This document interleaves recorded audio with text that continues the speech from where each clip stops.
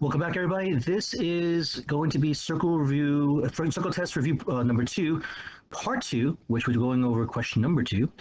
Here, we want to take a look at a different type of question we're going to be working with, which will include, in this case, completing the square, as well as being able to find the equation of a tangent line. Right? Just as you guys know, if you like the video, please give it a like, as well as subscribe to the channel.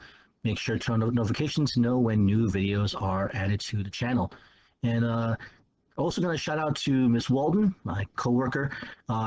She is hopefully having some of her people from her students from her class watch the videos as well, and hopefully they're helpful to you guys. So thanks, Miss Walden, for bringing viewers on here, and hopefully the videos are helpful. All right, so students, here we go. The equation of a circle A, so centered A, is x squared plus 4x plus y squared minus 6y equals 7. Point P, 2, 1, is a point on circle A. First part, find the center and radius of circle A, which means we're going to have to use our completing the square. So let's write everything out, including the spaces. So here we have x squared plus 4x plus blank plus y squared minus 6y plus blank equals 7 plus blank plus blank. All right, and so if you remember completing the square, we're looking at the b term, or the linear term, the number that's going to the coefficient of the linear term, which is the number multiplying the x or the y, not x squared, just x. And so we're going to take that and divide by 2. So we're going to take our value here of 4, divide by 2, and square that, which will give us, in this case, 2 squared, or a value of 4. So we add 4 to the left side, but we add 4 to the left side, we must add 4 to the right side because we maintain balance with an equation. For the y value, we see the coefficient of the linear term, the b value is -6.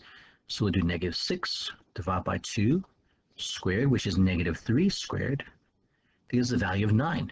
So we'll add 9 to the left side and 9 to the right side. All right, and so from this point on, we're going to factor. All right, so we're going to factor, in this case, we're going to do x and x,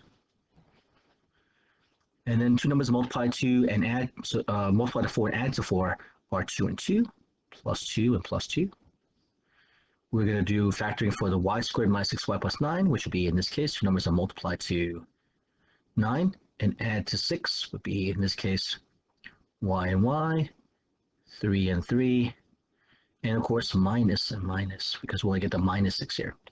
And then we'll add, in this case, the numbers 7, 4, and 9, and we're going to get, in this case, it looks like 11 plus 9 is going to be 20. And so here we're going to rewrite this as x plus 2 squared plus y minus 3 squared equals 20. From here, we know our equation of a circle, the formula equation of a circle, is x minus h squared plus y minus k squared equals r squared. So we know that our center of our circle is based as h comma k. So it's h comma k. So we match up here x minus h and x plus 2. Well, the h value is going to be, in this situation, -2, because x minus -2 gives you x plus 2. And then we have y minus k equals y minus 3. That means k is equal to 3. So our center of this circle A is -2, 3. R squared is equal to 20. So we take the square root of both sides, and r is equal to the square root of 20, or in this case, 2 square root of 5. So we'll say in this case that our center and our radius, our center is going to be -2, 3, and our radius is equal to 2 square root of 5. Okay, I'm up a little bit so you guys can see them better. Okay, all right. All right, ladies and gentlemen, so that's going to be our first part of the work we have, our center and radius, all right? Okay. Keep in mind, you will be doing something like this on your test for a circle test, you would definitely have to complete the square and find the center and radius this way. All right. Make sure you show work. You have to show all this work. Otherwise, if you just give me a center and radius without work, you're not going to do very well. I mean, you got the answer, but the answer is worth like maybe 1 point. Okay. So that's really not very helpful. All right. So our next part requires us to be able to find the center and the center in this case, because we want to find the equation of a tangent line that passes the point P. So I'm going to now erase some of the stuff here. And hopefully, guys, if you need to, take a picture of this or pause and make sure you have this null, or go back to the video, watch it again. Because I need some space to be able to go over our second part. I'm going to leave, in this case, the answer, because we kind of need the center for the next question here. All right, so our next question is going to be, in this case, find the equation of a tangent line that passes the point P. And we know from our theorems of circles that a tangent line is perpendicular to the radius it intersects. And so our radius is going to be a line segment that connects -2, 3, our center, and point P, 2, 1, we call the point of tangency. That's where the tangent line meets the circle. To first do this, we're going to find the slope of AP, of this radius. And so we're going to use our slope formula, all right? And so we'll do 3 minus 1, y2 minus y1 over x2 minus x1. So it'll be over -2 minus 2. And so we're going to get, in this case, 2 over -4, or -1/2. Okay, so we have the slope of the radius, but we're not going to use that to find our equation.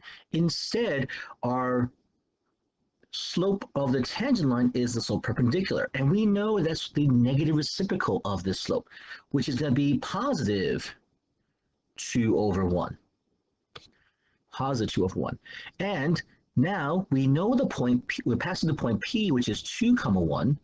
We're going to find the equation of this line that passes through 2, 1 with a slope of 2. We're going to use our point slope form, which is y minus y sub 0 is equal to m times x minus x sub 0. And so here, we're going to leave x and y alone, but x sub 0, y sub 0 is going to be this part here. This is x0, this is y0. That's the point you're passing through. And so we're just going to fill in, and we're going to get y minus 1 is equal to 2 times x minus 2. Be very careful, because a lot of times we sometimes switch the x and y values. Sometimes we'll put the x where the y value should be and the y where x value should be. So this here is going to be the equation of the line. This is totally good to leave in this form. But some of you are very close to find the points of the slope-intercept form.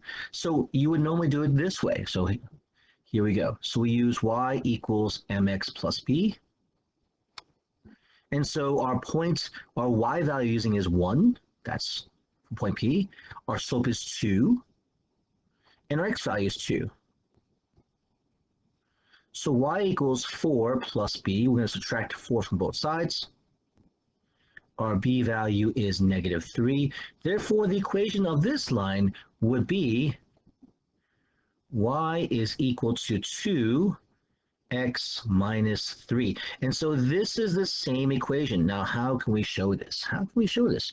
Well, if I distribute the 2 here, so I have y minus 1 equals 2x minus 4, and add 1 to both sides, I show in this case that we end up getting the same exact equation.